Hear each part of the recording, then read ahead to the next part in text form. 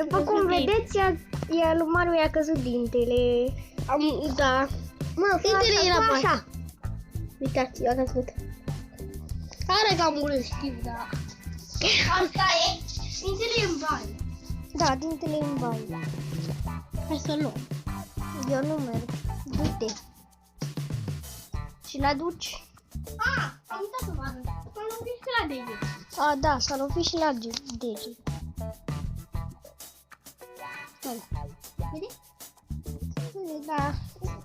Pe calorifer. Hai, du-te repede, ia-l tu.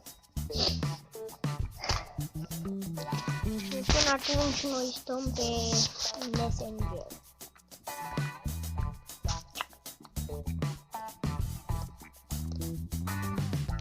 E nou din...